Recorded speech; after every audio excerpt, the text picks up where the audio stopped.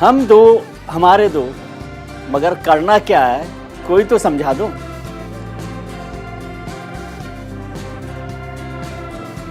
जब news India पर जब गाड़ी में बजते हैं रात के 8 तो न्यूज इंडिया पर होती है सत्य की विजय की बात।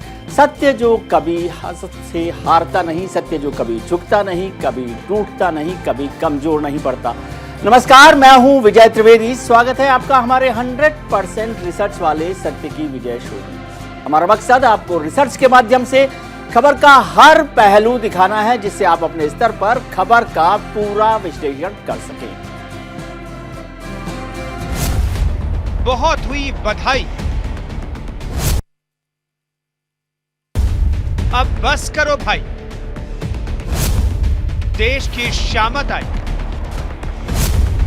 इंडिया मांगे मोह, हर बर्थ का अर्थ।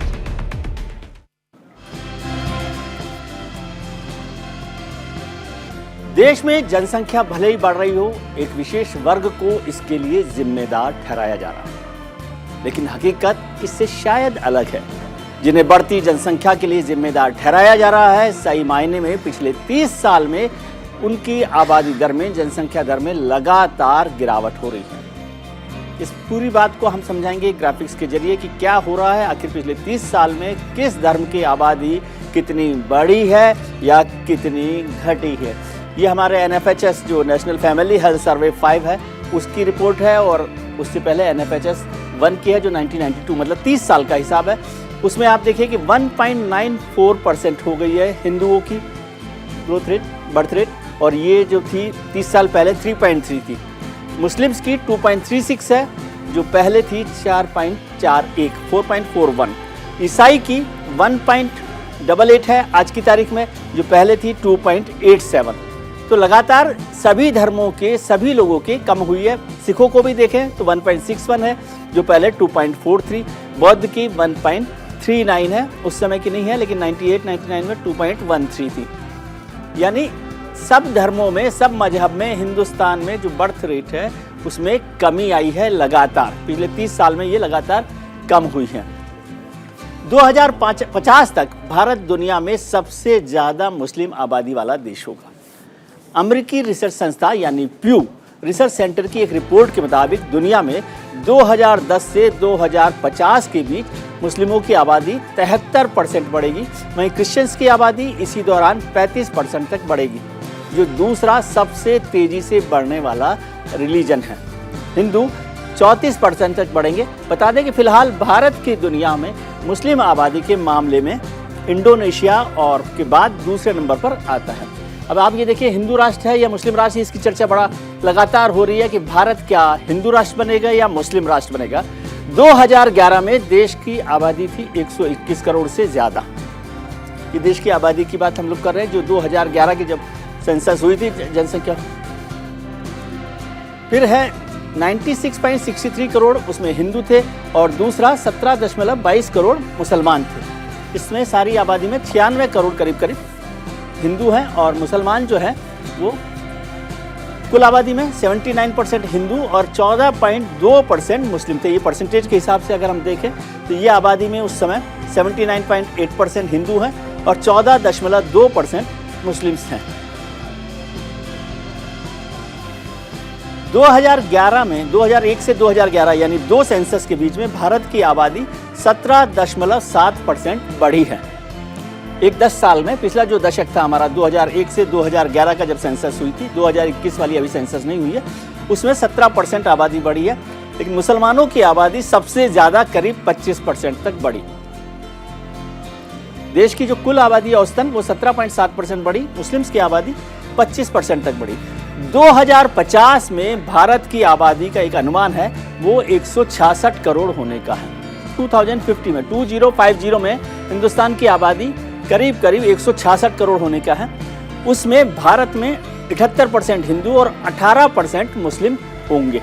ये एक अनुमान है कि उस समय 78% हिंदू होंगे और 18% मुसलमान होंगे। 2050 में हिंदू आबादी 1.3 अरब होगी, जो 166 करोड़ है उसमें से 130 करोड़ आबादी हिंदू आबादी होगी और 31 करोड़ के करीबन मुस्लिम आबादी हो जाएगी, ये एक अनुमान बताता है, क्योंकि रिपोर्ट में भी इस बात का जिक्र किया गया है 2050 में मुस्लिम आबादी 31 करोड़ होगी और 130 करोड़ के करीबन हिंदू आबादी होगी। और ये उस समय दुनिया की 11% मुस्लिम आबादी भारत में हो जाएगी, ऐसा माना जा रहा है। दुनिया की 11% मुस्लिम आबादी भारत में होगी। 2050 में दुनिया में सबसे ज़्यादा मुस्लिम आबादी भारत में होगी। अभी भारत दूसरे नंबर पर है, जहां मुसलमानों की तादाद दूसरे नंबर पर है इंडोनेशिया के बाद, लेकिन 2050 में भारत जो है मुस्लिम आबादी का सबसे बड़ा होगा। देश में बढ़ती जनसंख्या के लिए एक खास वर्ग को जिम्मेदार बताया जा रहा है। इस मुद्दे पर संघ प्रमुख मोहन भागवत, सीएम योगी आदित्यनाथ और असदुद्दीन ओवैसी का क्या कहना है, पहले इसको सुनते हैं।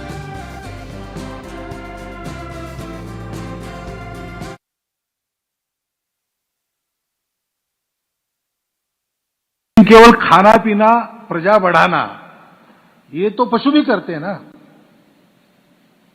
जो ताकतवर है वो जी लेगा।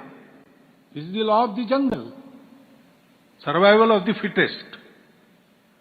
This is a truth. Bharat का टीएफआर रेट गिरा है, क्या यह बात सच नहीं है आरएसएस के सरसंचालक कि मोदी सरकार जिसकी छत्रोछाया में वो रहती है, जिसका पूरा सपोर्ट आप करते हैं, आपका ऑर्गेनाइजेशन करता है, उन्होंने सुप्रीम कोर्ट में जवाब दाखिल किया कि भारत में 2 चाइल्ड नॉर्म की जरूरत नहीं है। क्या यह बात सच नहीं है कि अप्रैल 2, 2022 को ये जो सरकार के लिए आपने बड़ी मेहनत की सत्ता में लाने के लिए, उसका हेल्थ मिनिस्टर राज्यसभा में खड़े होकर एक प्राइवेट नंबर्स बिल के जवाब में, जो बीजेपी के और एक आरएसएस के एक्स आइडियोलॉग ने बिल लेकर आया था, उसके जवाब में कहा कि भारत में इस तरह के कानून की जरूरत नहीं है। संख्या नियंत्रण का कार्यक्रम सफलतापूर्वक आगे बढ़े, लेकिन जनसांख्यिकी असंतुलन की स्थिति भी न पैदा होने पाए। ऐसा नहीं कि किसी वर्ग की आबादी बढ़ने की स्पीड, उनका प्रतिशत ज्यादा हो और कुछ जो मूल निवासी हो, उन लोगों की आबादी के स्थिरीकरण में हम लोग जागरूकता के माध्यम से, इन्फोर्समेंट के माध्यम से उसको नियंत्रित करके जनसंख्या संतुलन की स्थिति पैदा करें। और यह एक चिंता का विषय है। आज इसी मुद्दे पर चर्चा करने के लिए हमारे साथ कुछ खास मेहमान जुड़ रहे हैं। अश्वनी दुबे साहब हमारे साथ जुड़ रहे हैं, जो सुप्रीम कोर्ट के एडवोकेट हैं। ताहिरा हसन जी लखनऊ से जुड़ रही हैं, सामाजिक कार्यकर्ता हैं, सोशल एक्टिविस्ट हैं। और प्रोफेसर खालिद अलवी साहब इस्लामिक स्कॉलर हमारे साथ जुड़ रहे हैं। हम अपने मेहमानों के पास जाएं, उससे पहले बात आज के पोल के सवाल की। आज का हमारा सवाल है कि क्या देश में जनसंख्या विस्फोट हो रहा है? आप अपनी राय हमें ट्विटर पर हाँ या ना में दे सकते हैं। हमारा ट्विटर हैंडल है @newsindia247। इसका जवाब हम आपको शो के आखिर में दिखाएंगे। आप ट्वीट करके भी अपनी राय दे सकते हैं, हम उसे कार्यक्रम में शामिल करेंगे। हमारे साथ खास मेहमान जुड़ गए हैं। खालिद अलवी साहब, डॉक्टर खालिद अलवी साहब जुड़ गए हैं, अश्वनी दुबे साहब जुड़ गए हैं, ताहिरा हसन साहब मैडम जो है वो जुड़ गई हैं। अश्वनी दुबे जी, सबसे पहले आपसे बात करना चाहता हूं, जो आंकड़े हम देख रहे हैं उसमें जो एक पूरा प्रोपेगेंडा या कहना चाहिए नैरेटिव तैयार किया जा रहा है कि मुसलमानों की आबादी बढ़ रही है। मैं इस पूरे आंकड़े को देख रहा था जिसमें बताया गया नेशनल फैमिली हेल्थ सर्वे में, नेशनल फैमिली हेल्थ सर्वे को नंबर 1 से नंबर 5 तक आए, यानी 1992-93 से 2019-21 में आए, तो वो 4.41 से घटकर 2.36 हो गई है। उस आंकड़े को देखें तो सभी धर्मों में सबसे ज़्यादा या सबसे तेज़ी से गिरावट मुसलमानों में हुई है। एक नैरेटिव ये बनाया जा रहा है कि ये हिंदुस्तान जो है वो मुस्लिम राष्ट्र हो जाएगा, इस्लामिक राष्ट्र हो जाएगा। मैंने अभी सर्वे के हिसाब से, रिपोर्ट के स्टडी के हिसाब से दिखाया आपको कि 2050 को भी अगर हम देखें तो उसमें 30 करोड़ मुस्लिम होते हैं, 31 करोड़ मुस्लिम होते हैं और 130 करोड़ हिंदू आबादी होती है। इसमें आप कुछ जोड़ना चाहते हैं? ये हिंदू राष्ट्र बनेगा कि इस्लामिक राष्ट्र बनेगा, उस विवाद वाले विषय के बजाय एक जो सामाजिक चेतना का विषय है, जो कंट्री की प्रोग्रेस के लिए, देश के लिए, देश की एकता के लिए और देश में जो संविधान की मूल भावना है, अनुच्छेद 21, अनुच्छेद 16, उसके हिसाब से बात करें तो पॉपुलेशन कंट्रोल बिल जरूरी है। जो यूनाइटेड नेशंस की रिपोर्ट है, विजय जी, बहुत ही आपने एक ऐसा महत्वपूर्ण टॉपिक उठाया है जो आज की तारीख में भारत जैसे देश में जिसकी आवश्यकता है पॉपुलेशन कंट्रोल। संयुक्त राष्ट्र की रिपोर्ट के अनुसार भारत में 1.4 बिलियन से अधिक लोग रहते हैं। दुनिया के सबसे अधिक आबादी वाला आंकड़ों के आधार पर देश बनाता है। वो तब जब हम रिफ्यूजीज जो बांग्लादेश से या रोहिंग्या जो इलीगल टेरिटर्स है इस देश में, उनके नंबर नहीं अगर लेते हैं। तो अब ये बात ये बताइए, क्या शैक्षिक लाभ कॉन्स्टिट्यूशनल मैंडेट नहीं है? मुफ्त स्वास्थ्य सेवा क्या कॉन्स्टिट्यूशन का ऑब्जेक्ट नहीं है? बेहतर रोजगार का अवसर क्या कॉन्स्टिट्यूशनल गारंटी नहीं है? टैक्स और तमाम होम लोन, ऐसी चीजें जो हर किसी को मुहैया हो। अब देखिए, दूसरा हम आते हैं 1969 के डिक्लेरेशन पर। हम कानूनी पहलू से भी बात करते हैं। एक तो जो धार्मिक पहलू होगा वो एक अलग पहलू होगा। 1969 का जो declaration on social progress and development, उसका आर्टिकल 22 यह सुनिश्चित करता है कि एक जनसंख्या को नियंत्रित करना। जो आर्टिकल 16 है, 16 क्या बात करता है? पब्लिक रोजगार में भागीदारी। और आर्टिकल 21 क्या बात करता है? जीवन की सुरक्षा और स्वतंत्रता जैसे संवैधानिक अधिकार। इन चीजों को इंश्योर करने के लिए जरूरी है कि पॉपुलेशन कंट्रोल बिल इस देश में आए। इस कानून के पास होने पर खास तौर से लोगों को रोजगार के अवसर मिलेंगे, तमाम जो सुविधाएं हैं वो मिलेंगी, साथ ही साथ जिस पॉपुलेशन एक्सप्लोजन हो रहा। जी, तो मतलब आप इस पर मजहब की बात नहीं कर रहे, पॉपुलेशन कंट्रोल की बात कर रहे हैं। बिल्कुल, पॉपुलेशन कंट्रोल कंट्री के स्पिरिट में आवश्यक है। ठीक है, वो बात, उससे हम सहमत हैं। डॉक्टर खालिद अलवी साहब, जो अश्वनी दुबे साहब ने बात समझाई है कानूनी और जो यूनाइटेड नेशंस की बात की और हिंदुस्तान की जरूरत के हिसाब से की, इसमें आपको जोड़ना चाहते हैं इस बात को कि क्या हमारे लिए जनसंख्या नियंत्रण की जरूरत है या नहीं है? नहीं, बिल्कुल, इसमें तो कोई यानी असहमति का सवाल ही पैदा नहीं होता कि अभी यूएनओ की रिपोर्ट आई है, उसने कहा कि 2030 तक सबसे बड़ा कंट्री हो जाएगा पॉपुलेशन के लिहाज से। तो मैं इसमें बिल्कुल सहमत हूँ कि ऐसे होना चाहिए, लेकिन किस तरह होना चाहिए इस पर डिबेट की जानी चाहिए। जी, किस तरह से होना चाहिए आप बताएं ताकि आगे चले हम लोग। देखिए, आमतौर से मुझे माफ़ कीजिएगा, मैं हिंदू मुस्लिम के टर्म्स में बात नहीं करता, लेकिन ये कहा जाता है कि मुसलमानों की पॉपुलेशन बढ़ रही है। लेकिन वो मुसलमान जो चाणक्यपुरी में रहता है, जो वसंत विहार में रहता है, उसके तो एक ही बेटा है। अब तो मैं ये कह रहा हूँ कि पता ये चलना चाहिए कि जिन एरिया में, अब बताइए, जो खिचड़ीपुर में रहता है उसकी 6 बच्चे क्यों हैं? ये पता ही चला कि वहाँ पर जो सर्विसेज है, हेल्थ सर्विसेज नहीं है, कॉलेजेस नहीं है, जहाँ गर्ल्स एजुकेशन नहीं होगी वहाँ पे पॉपुलेशन बढ़ेगी। अब मैं आपको मिसाल देता हूँ कि दिल्ली के, पुरानी दिल्ली के एरिया में विदिन 3-4 किलोमीटर एक गर्ल्स कॉलेज नहीं है, एक भी। बटला हाउस और ओखला साइड में 5-6 किलोमीटर में लेडी श्रीराम कॉलेज के अलावा कोई कॉलेज नहीं है। तो वहाँ अगर हेल्थ फैसिलिटीज़ होंगी, कॉलेजेस होंगे, तो और लिटरेसी सबसे बड़ा मसला है इसमें। तो हम ये तो बात करते हैं कि 2050 तक मुसलमान इतने हो जाएंगे और मुसलमान इतने हो जाएंगे।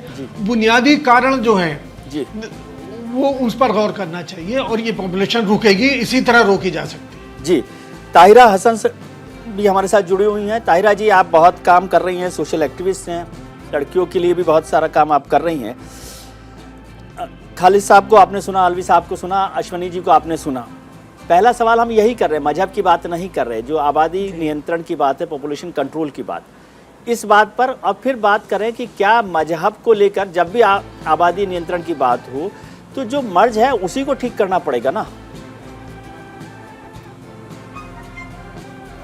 हाँ, देखिए विजय जी, पॉपुलेशन जो है वो तो control in need of the hour है, सिर्फ इंडिया के लिए नहीं, ग्लोबली इसको देखा जा रहा है कि ये इसको कंट्रोल करना है जी। क्योंकि ये आंकड़े नहीं हैं, ये लोगों को, जो लोग हैं उनको कैसे सुविधा दी जाए। जैसे हमारे देश में कॉन्स्टिट्यूशन से चलता है देश, सबसे बड़ा लोकतंत्र जी, तो उनको सुविधा मिलनी चाहिए, अच्छी एजुकेशन मिलना चाहिए, हेल्थ के सर्विसेज होना चाहिए, एम्प्लॉयमेंट होना चाहिए। यहाँ जात की बात, पात की बात या धर्म की बात नहीं है। आप जो भी स्लम एरिया देखिए, आप स्लम एरिया में जाइए, आप किसी भी जात मजहब के लोग हों, वहाँ बच्चे ज्यादा होते हैं क्योंकि एजुकेशन वहाँ नहीं है, वहाँ पे हेल्थ सर्विसेज नहीं है।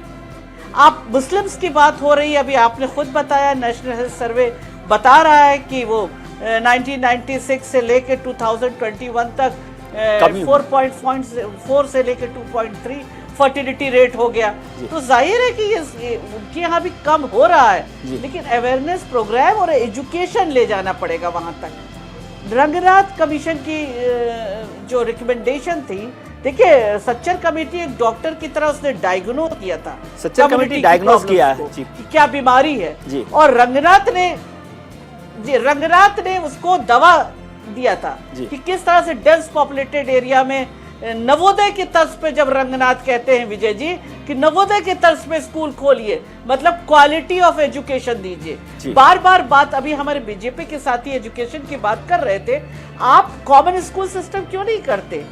ये आप सरकारी स्कूलों में हमारा जो गरीब बच्चा है, जो मार्जिनलाइज क्लास है, वो जाता है सरकारी स्कूल में पढ़ने। नेता का बच्चा और ब्यूरोक्रेट का बच्चा और कॉर्पोरेट के बच्चे क्यों नहीं जाते हैं? अगर वहां इतनी अच्छी एजुकेशन है, क्वालिटी ऑफ एजुकेशन है, तो भेजिए। ये हैव और हैव नॉट के गैप को कम कीजिए ना, इसको यहाँ पे ब्रिज कीजिए। तो लेकिन क्या आपको लगता है ताहिरा जी कि सरकारें, आपको लगता है ताहिरा जी कि क्या सरकारें मजहब के आधार पर स्कूल और कॉलेज खोल रही है किसी इलाके में, किसी भी राज्य में, देश के किसी भी हिस्से में? ऐसा आपको लग रहा है? नहीं, मजहब के आधार पे नहीं खोल रही है जी। ये गरीबी और अमीरी का सवाल है जी, ये हमारे ऑप्रेस क्लास का सवाल है, और मुट्ठी भर जो प्रिविलेज क्लास है उनका सवाल है जी। अश्विनी जी, चाहे कोई भी हो प्रिविलेज क्लास का, वो बेहतर प्राइवेट स्कूल्स में बच्चों को भेज रहे हैं जी। ये सवाल हमारे देश के उन बच्चों का है जो इस देश को बनाएंगे जी, जो मार्जिनलाइज क्लास के बच्चे हैं हमारे जी, जो निर्माण करेंगे भारत का। ठीक है अश्विनी जी, आप समझते हैं कि जनसंख्या नियंत्रण कानून से पहले एक बेसिक जो चीज है, जिसपे प्रोफेसर अलवी साहब कह रहे हैं, ताहिरा जी जो बात कर रही हैं, वो ज्यादा जरूरी है कि हम हेल्थ और एजुकेशन सेक्टर पर काम करें बिना किसी भेदभाव के। मैं नहीं समझता कि कोई सरकार भेदभाव कर रही है, ताहिरा जी ने भी कहा कि भेदभाव नहीं कर रही, लेकिन उस पर प्राइमरी तौर पे उस पर ज्यादा काम करने की जरूरत है। देखिए, हेल्थ पर, एजुकेशन पर तो काम हो ही रहा है जी। तमाम जो स्कूल्स देश में खुले हुए हैं जी, और चाहे सरकारी विद्यालय हो, चाहे राइट टू एजुकेशन एक्ट की जो एक्सेप्टेबिलिटी, इम्प्लीमेंटेशन और उसको आम आदमी तक पहुंचाने के लिए जो सरकार का प्रयास है, किसी भी सरकार की बात नहीं, चाहे अभी की सरकार हो, कोई भी पहले की सरकार, सरकारों की जिम्मेदारी है और सरकारें बड़ी शिद्दत के साथ काम कर भी रही है। अब देश की लेकिन वास्तविक समस्या से मुंह कैसे मोड़ सकते हैं? देश की वास्तविक समस्या को चाणक्यपुरी और खिचड़ीपुर में कंपेयर करके आप कैसे टाल सकते हैं जी? देश की वास्तविक समस्या, विजय जी क्या, क्षमा करिएगा, सबसे पहले तो ताहिरा जी को लगा कि मैं कोई बीजेपी का कार्यकर्ता हूं। ताहिरा जी, बड़े आदर और सम्मान के साथ आपको कहना चाहूंगा कि मैं ये कानून का विद्यार्थी, एडवोकेट है, मैं किसी पॉलिटिकल पार्टी से अफिलिएटेड नहीं। देश की वास्तविक समस्या क्या है? गरीबी, भुखमरी, बेरोजगारी, अशिक्षा, स्वास्थ्य सुविधाएं, सुरक्षा अभाव, बिजली, पानी, सड़क, अपराध, घुसखोरी, जमाखोरी, महिला अपराध, रूढ़िवादिता, धर्मवाद, क्षेत्रवाद, जातिवाद। तो अश्विनी जी, इस पर पहले प्रायोरिटी करें ना। आप जनसंख्या नियंत्रण कानून लाते हैं, जो बहुत आगे की बात है। ये तो तभी जरूरी होगा। आप गरीबी से, आपके पास आज की तारीख में दुनिया के औसत में 2% पानी है जी। ये संख्या 2030-2040 तक आंकड़े कहते हैं, शोध कहते हैं, रिपोर्ट्स कहती हैं कि जैसे पॉपुलेशन बढ़ेगी पानी कम होगा, पानी पीने के लिए नहीं मिलेगा।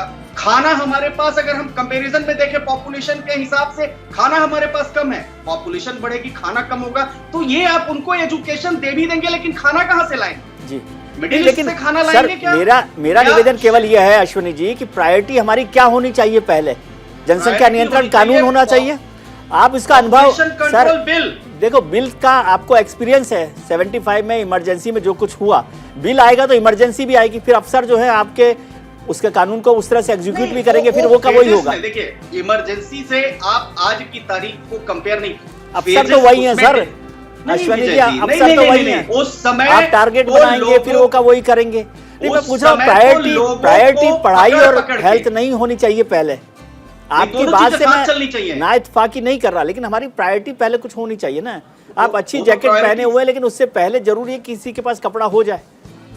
तो देखिए, इसीलिए कि सबको बराबर कपड़ा मिले, आज के 10 साल बाद वो सबको बराबर कपड़ा मिले, इसलिए तो जरूरी है कि आप उसको रोके कि एक्सप्लोजन ना हो। आप मान लीजिए चाणक्यपुरी में रहने वाले व्यक्ति के पास 10 जोड़ी कपड़ा है, तो खिचड़ीपुर वाले को भी तो उस 10 जोड़ी में से कुछ मिलना चाहिए। वो तभी होगा ना जब इनइक्वालिटी खत्म होगी। इनइक्वालिटी कैसे खत्म होगी? तो इनइक्वालिटी तो पढ़ाई से और हेल्थ से होगी ना, एजुकेशन से दोनों नहीं, पढ़ाई और हेल्थ से, उसके साथ पॉपुलेशन एक्सप्लोजन के लिए आप कानून ही बनाएंगे तो एक व्यक्ति 10-10, 12-12 बच्चे पैदा करेगा, किसी भी रिलीजन का हो, तो निश्चित तौर पर वो अनुपात को कम करना पड़ेगा। पॉपुलेशन कंट्रोल बिल किसी एक जाति के लिए तो आ नहीं रहा है, एक धर्म के लिए तो आ नहीं रहा। इस देश में हर धर्म, हर संप्रदाय, हर उसके लिए लोग आ रहे।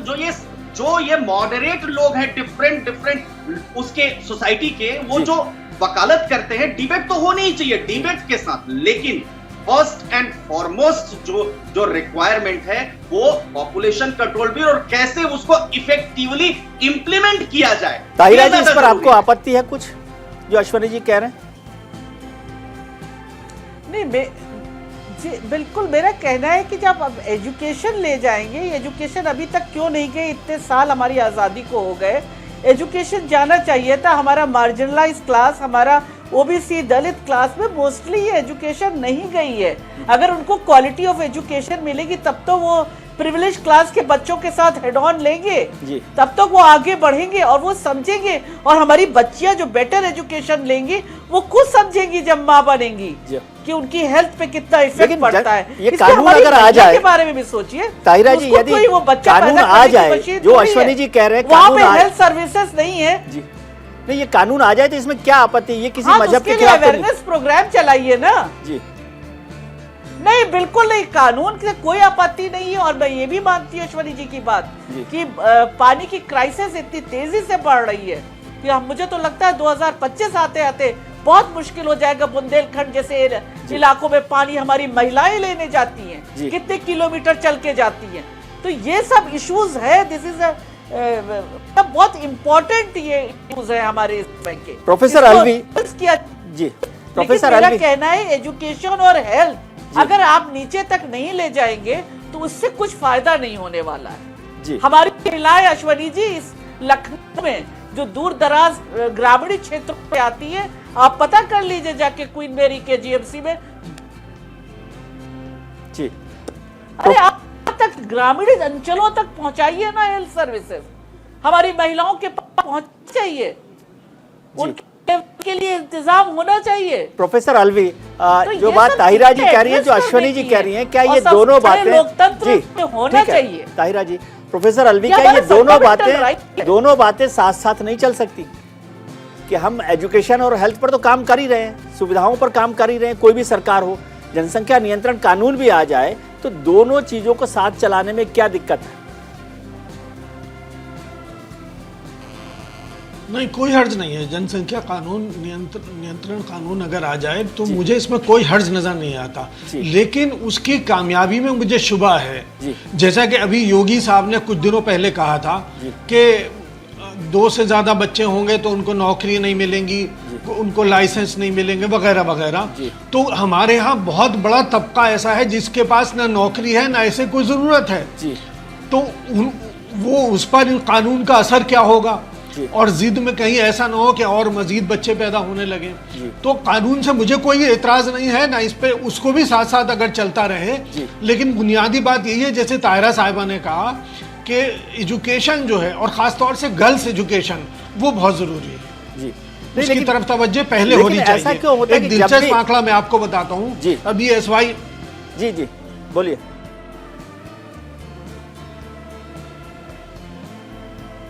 जी, अभी एसवाई कुरैशी साहब की जो किताब आई है द पॉपुलेशन मिथ, उसमें उन्होंने एक दिलचस्प सर्वे भी दिया है कि 20 साल में हमारी पार्लियामेंट में 0.01% क्वेश्चन इस बारे में हुए, फैमिली प्लानिंग के बारे में या पॉपुलेशन के बारे में। यानी हमारी जो पॉलिटिकल क्लास है वो कितनी सीरियस है। इधर उधर तो बयान दे देते हैं लेकिन पार्लियामेंट में उस पर डिस्कस नहीं हुआ है। 0.01% क्वेश्चंस पॉपुलेशन के बारे में थे 20 सालों में। तो हम अंदाजा कर सकते हैं कि ये कितने सीरियस है हमारी पॉलिटिकल क्लास पॉपुलेशन के बारे में। ये बहुत सीरियस सवाल क्या है, पॉलिटिकल लीडरशिप कितना सीरियस है, इस पर हम चर्चा करेंगे। हमारे तीनों खास मेहमान हमारे साथ जुड़े रहेंगे, लेकिन वक्त है छोटे से ब्रेक का। ब्रेक पर जाए उससे पहले एक बार फिर बात करते हैं हमारे आज के पोल की, सवाल की कि क्या देश में जनसंख्या विस्फोट हो रहा है। इस पर आप अपनी राय हमें हाँ या ना में दे सकते हैं। हमारा ट्विटर हैंडल है @newsindia24/7। आप ट्वीट करके भी हमें अपनी राय दे सकती हैं। देश में इस वक्त बढ़ती जनसंख्या पर सबसे ज्यादा विवाद छिड़ा हुआ है कि आखिर बढ़ती जनसंख्या का जिम्मेदार कौन है। क्या देश 2047 तक मुस्लिम राष्ट्र बन जाएगा, ये भी बहुत चर्चा हो रही है। इसी मुद्दे पर हमने लोगों की राय जानने की कोशिश की कि आखिर उनका क्या कहना है। देखिए जन का मन। जो पॉपुलेशन इंक्रीज वाला जो इशू है इंडिया में, फर्स्ट ऑफ ऑल तो हम लोगों की अराउंड 130+ बिलियन की पॉपुलेशन ऑलरेडी है, और जो रेट है पॉपुलेशन का, वो जो डिकेडल रेट जो सेंसस के हिसाब से भी है, तो वो अराउंड 2% के आसपास है, तो 17% अराउंड है। तो हम लोगों को क्या है ना कि ये पॉपुलेशन कंट्रोल के लिए कोई भी कानून लाने की जैसे भी बात चल रही है कि मतलब whether we should be having कि कंट्रोल करने के लिए कि 2 चाइल्ड पॉलिसी है, तो चाइना जैसे 1 चाइल्ड पॉलिसी पे चला था। ये सब चीज़ें ना इंडिया जैसे डेमोक्रेटिक कंट्री में अभी सोसाइटी उस लेवल पे नहीं पहुंची है जहां पे आप उसको इम्प्लीमेंट कराने की सोच सकते हैं। मेरा ये व्यक्तिगत मानना है कि देश में संसाधनों की एक सीमित संसाधन है, तो अगर जनसंख्या जिस रफ्तार से बढ़ रही है उस रफ्तार से बढ़ते रहा तो संसाधनों पे इसका तो दबाव पड़ेगा, तो पॉपुलेशन कंट्रोल होना चाहिए। लेकिन पॉपुलेशन कंट्रोल भारत की जो समाज की जो व्यवस्था है उसमें आप इस डेमोक्रेसी में आप जोर जबरदस्ती करके नहीं कर सकते हैं। सर मुझे ऐसा लगता है कि हमारे पास रिसोर्सेज जो हैं वो लिमिटेड ही हैं, और कहीं ना कहीं हमें इन रिसोर्सेज का ऑप्टिमल यूटिलाइजेशन करना चाहिए। हमें चाहिए कि हम कहीं ना कहीं चीज़ों को सस्टेनेबल बनाएं।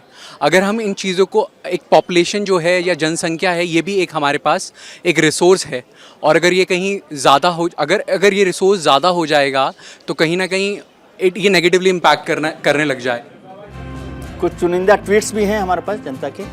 केवल कानून बना देने से देश की बढ़ती जनसंख्या पर नियंत्रण कर पाना मुश्किल है। ये देव नारायण ने ट्वीट किया कि केवल कानून बना देने से देश की बढ़ती जनसंख्या पर नियंत्रण कर पाना मुश्किल है। देश में बढ़ती जनसंख्या के लिए किसी विशेष वर्ग को जिम्मेदार ठहराना ठीक नहीं, ये नूर आलम ने ट्वीट किया है। नूर आलम ने कहा कि देश में बढ़ती जनसंख्या के लिए किसी विशेष वर्ग को जिम्मेदार ठहराना नहीं। जनसंख्या बढ़ोतरी को लेकर हमारे राजनेता किसी एक वर्ग को तो देश दे रहे हैं, लेकिन क्या राजनेता खुद इससे अछूत हैं? हम आपको ग्राफिक्स के जरिए ये बताते हैं।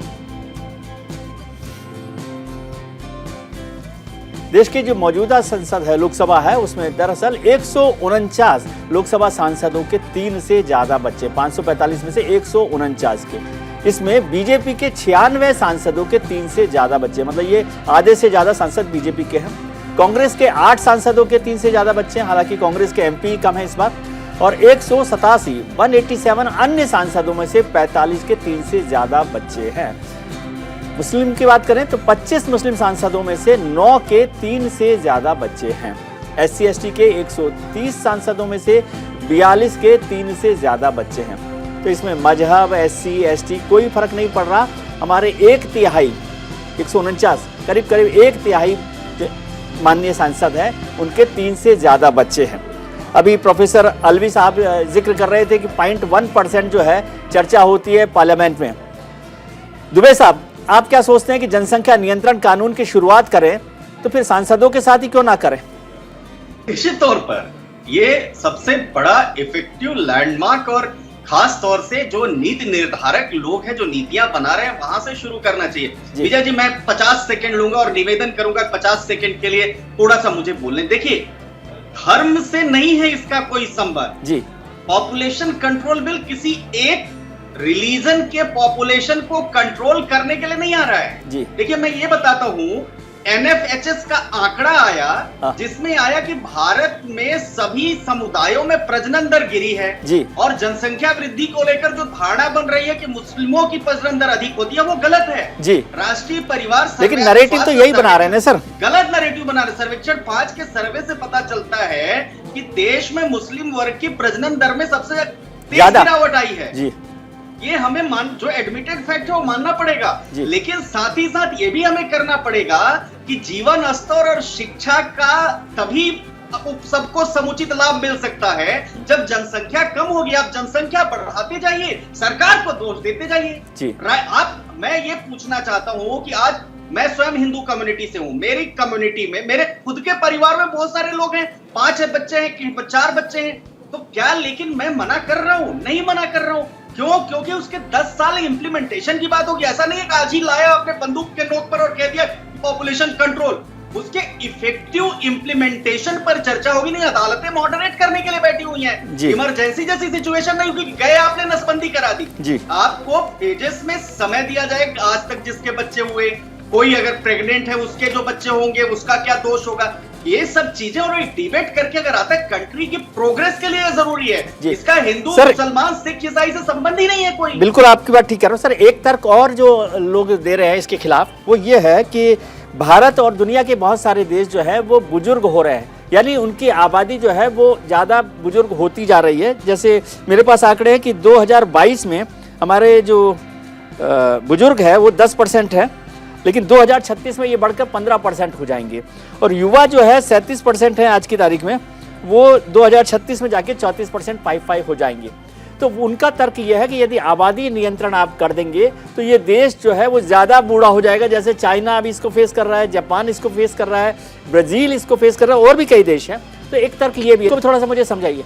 देखिए कनाडा, जापान जैसे विकसित देशों में निश्चित तौर पर स्थिति चिंताजनक हो रही है, लेकिन हम उनकी भौगोलिक स्थिति देखें, अपनी भौगोलिक स्थिति देखें, उनका एरिया देखें, अपना एरिया देखें। हमारे देश में 65% से ज्यादा आबादी कामकाजी, चाइना भी इसमें शामिल है। चाइना भी इसमें शामिल है। दूसरे चाइना के पास लेकिन वहां डेमोक्रेसी नहीं है। एक बात समझना कि चाइना को जब जरूरत हो तो चाइना कंट्रोल कर लेगा। इंडिया को जब जरूरत है तो जो मॉडरेट लोग हैं, जो कंपैरिजन करने लगते हैं बजाय कि एक प्रोग्रेसिव बात करने के, उसको धर्म के, जाति के चश्मे से देखने लगते हैं, वो वहां नहीं है। वहां उन्हें इंप्लीमेंट करना है कि मुझे ये लॉ करना है, ये जगह चाहिए तो वहां चाहिए। वहां सड़कों पर तमाम जो कब्जे होते हैं, जमीन पर अवैध कब्जे होते हैं, वो वहां नहीं है। वो इंडिया में क्योंकि डेमोक्रेसी है, जुडिशियल सिस्टम एस्टैब्लिश्ड है।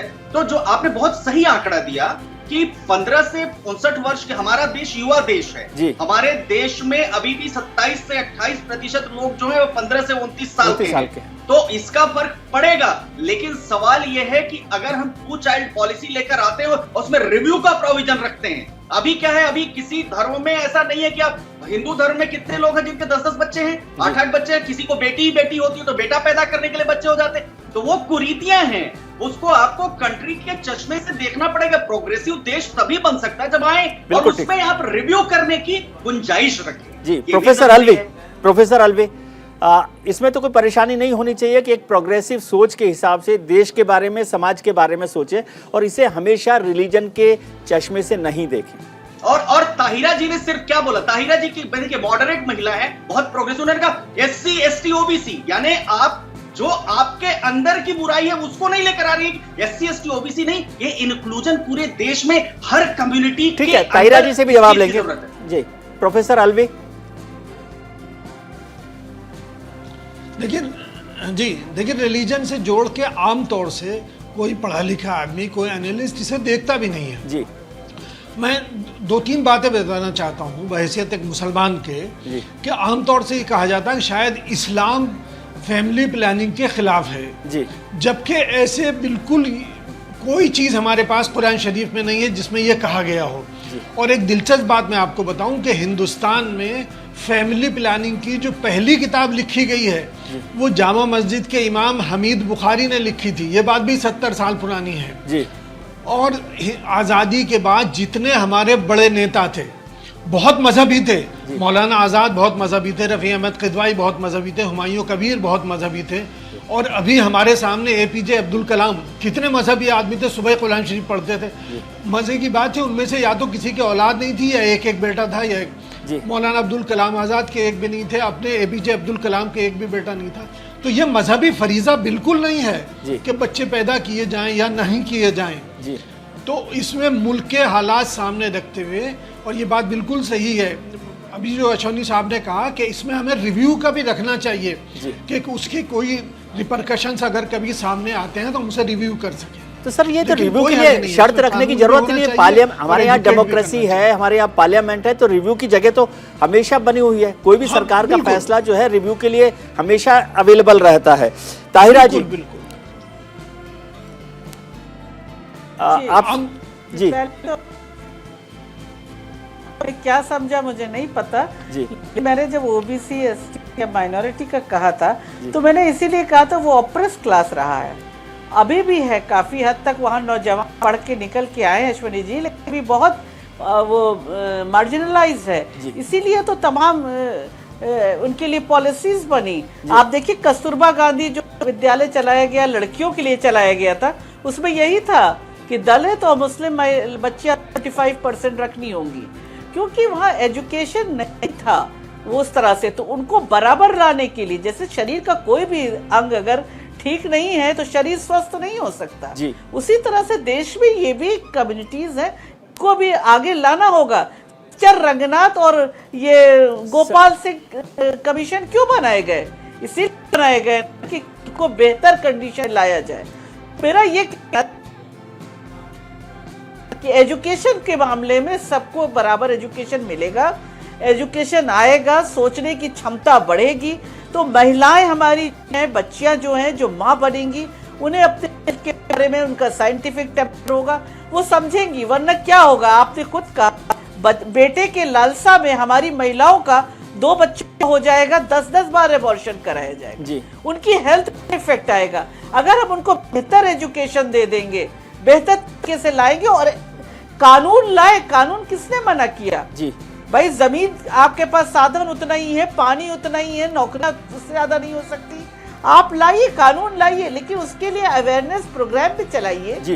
विकास के इलाकों में, ग्रामीण अंचलों में जहां लिटरेसी आप नहीं ला पाए अभी तक, ये हम सब की कमी रही, सरकारों की कमी रही, कोई एक सरकार की नहीं, एक पॉलिटिकल पार्टी की नहीं, क्यों नहीं ला पाए? तो वहां पे आप नुक्कड़ नाटक के जरिए, टीवी के जरिए, रेडियो के जरिए अवेयरनेस प्रोग्राम पहुंचाइए जी। ताहिरा जी, एक सवाल मैं आपसे, तो पहले एक सवाल मैं समझना, आप कानून बनाइए। ठीक है, मैं आपकी बात समझ रहा हूँ। एक बात समझना चाहता हूँ आपसे कि क्या होता है कि जो अश्विनी जी बात कर रहे हैं, प्रोफेसर अलवी बात कर रहे हैं, ताहिरा हसन बात कर रही है, वो सब एक ही बात कर रहे हैं, लेकिन फिर भी क्या होता है कि यदि अश्विनी जी बात करते हैं तो जो हमारी दूसरी कम्युनिटी है, माइनॉरिटी कम्युनिटी है, वो समझती है कि ये रिलीजन को लेकर कुछ बात कर रहे हैं। तो क्या ऐसा नहीं किया जा सकता कि हमारी हर कम्युनिटी के जो पढ़े लिखे स्कॉलर लोग हैं, जैसे प्रोफेसर अलवी हैं, ताहिरा जी हैं, वो अपनी कम्युनिटी को ये समझाएं, तो ये जो रिलीजन का जो मजहबी जो चश्मा है ना, वो नहीं रहेगा। परेशानी क्या होती है कि अश्विनी जी समझाते हैं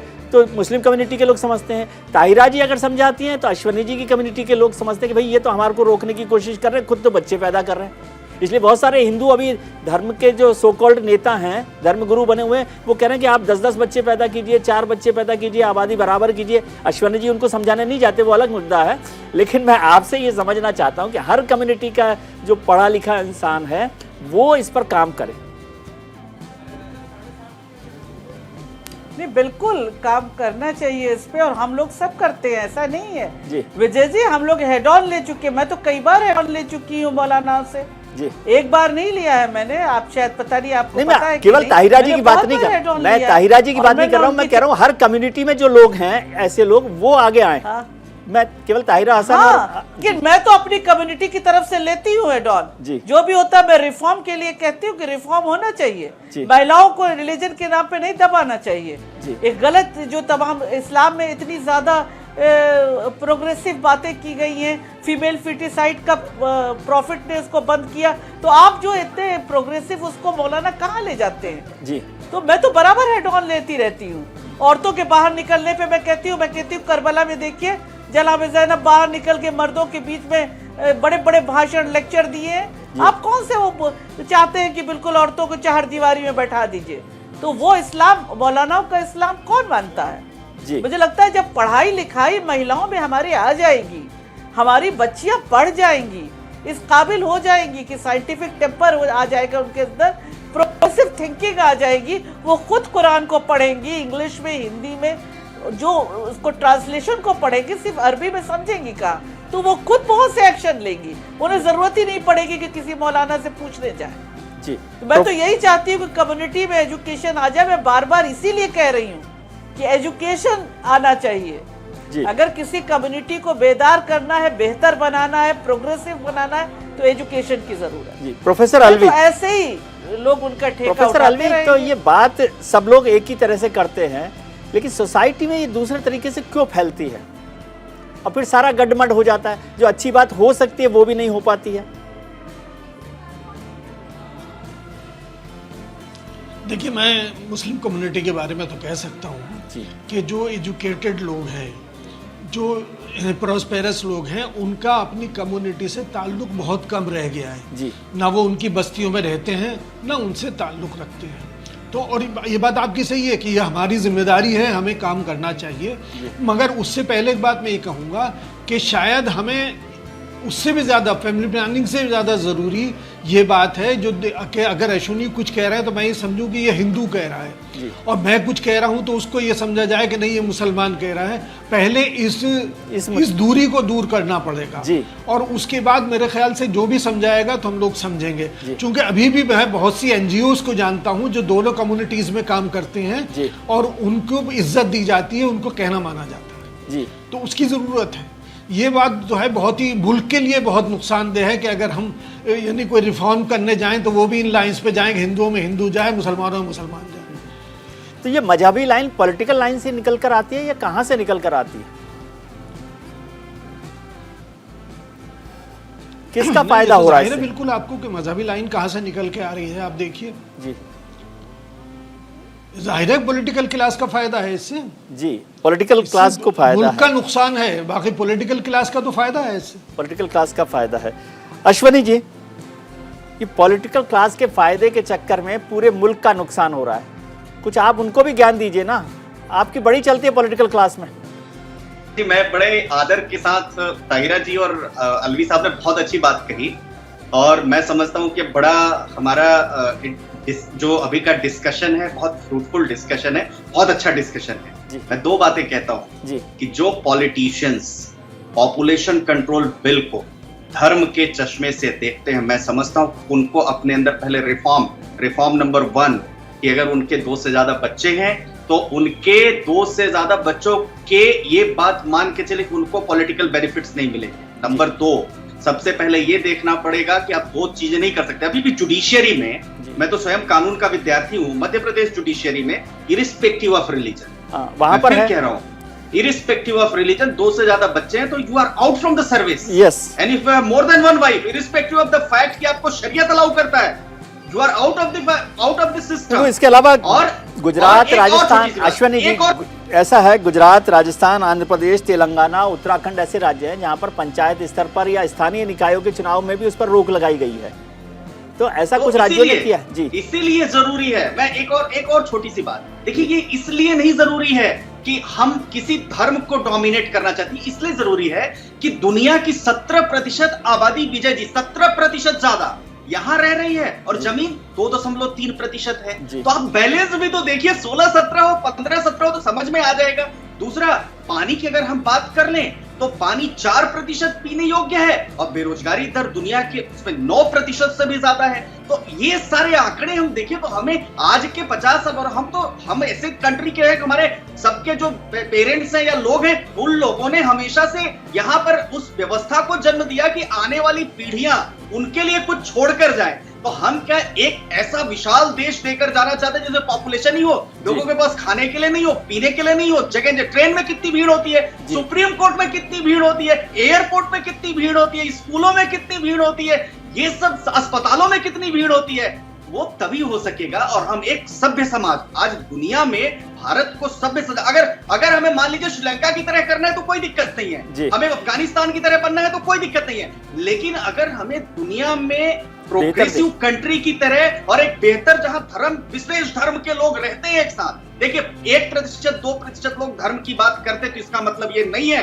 कि देश में धार्मिक सद्भाव खत्म हो गया। वो 1-2% लोगों को डील करने के लिए कानून है, वो बहुत इफेक्टिवली डील करता है जैसे, लेकिन पूरे अगर हम उसके हिसाब से सब एक कम्युनिटी को टारगेट करने लगे वो भी ठीक नहीं है। बहुत सारे प्रोग्रेसिव लोग हैं, ताहिरा जी हैं, अलवी साहब हैं, इनकी बातों को सुनिए आप। तो सवाल ये है प्रोग्रेसिव समाज के लिए जरूरी है कि हम सब एक साथ आए ताकि देश में सामाजिक एकता भी बनी रहे और लोगों को इक्वल अपॉर्चुनिटी मिले। और वो इक्वल अपॉर्चुनिटी धर्म से नहीं मिलेगी, वो इक्वल अपॉर्चुनिटी संसाधनों से मिलेगी। जी ताहिरा जी और अलवी साहब, अश्वनी जी ने सच्चर कमेटी की तरह से मर्ज को तो पहचान लिया कि ये पॉलिटिकल लाइन की प्रॉब्लम है।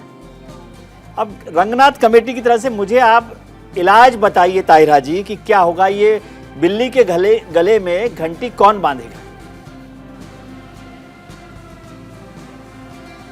देखिए, मैंने जैसे पहले ही कहा विजय जी, घंटी बांधने की जरूरत ही नहीं है, इन्हें अवेयरनेस प्रोग्राम चलाना होगा जी। जैसा मैंने कहा, इनको पैम्फलेट के द्वारा, पिक्चर प्रदर्शनी के द्वारा, ग्रामीण क्षेत्रों में भी मैं कह रही हूँ रेडियो के द्वारा, नुक्कड़ नाटक, क्या आपको नहीं लगता मैडम, क्या आपको नहीं लगता कि हमें पॉलिटिकल लीडरशिप से और जो सो कॉल्ड रिलीजियस लीडरशिप है उससे कन्फ्रंट करने का वक्त आ गया है? मैंने इसलिए बिल्कुल कन्फ्रंट करना चाहिए, हेड ऑन लेना चाहिए जी, बिल्कुल लेना चाहिए, बिना डरे लेना चाहिए।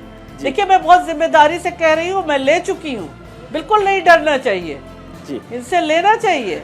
अगर ये गलत बात कहते हैं, अगर खड़े होके कहते हैं कि नहीं रिलीजन में ये है कि 5 बच्चा पैदा करो, 10 बच्चा पैदा करो, आप उसको कन्फ्रंट कीजिए। आप अपनी महिलाओं को, अपने पुरुषों को, अपनी यंग जनरेशन को सही बात बताइए जी, ये गलत बात कह रहे हैं जी। रिफॉर्म विद इन कम्युनिटी आता है, ये मैं आपको बता रही हूँ। ये वो सबसे महत्वपूर्ण बात है। मैं कहना चाहूंगी प्रोफेसर साहब से, ये जो कह रहे हैं सब मिलके नहीं करते, ये रिफॉर्म अगर हो रहा है हमारी कम्युनिटी में तो आवाज हमारी तरफ से आना चाहिए जी। वही बात मैंने बेहतर होता है और अच्छा होता है जी। प्रोफेसर अलवी, आपने बहुत, अगर रिफॉर्म आप चाहेंगे कि अश्वनी जी हमारे यहाँ जाके करें तो वो नहीं होगा, बड़ा मुश्किल होगा। जब मैं जाके अश्वनी जी की कम्युनिटी में लगूं प्रवचन करने तो वहां एक्सेप्ट नहीं होगा जी। ये रिफॉर्म हमारी और आपकी जिम्मेदारी है, उन तमाम पढ़े लिखे मुसलमानों की जिम्मेदारी है, पढ़े लिखे हिंदुओं की अपनी कम्युनिटी में जिम्मेदारी है कि वो बेहतरी लाएं और जो खराबियां हैं, कुरीतियां हैं, उनके खिलाफ बोलें, बिना डरे बोलें जी। प्रोफेसर अलवी, आपने पूरी जिंदगी पढ़ाई में निकाली है, लोगों को, बच्चों को पढ़ाने में।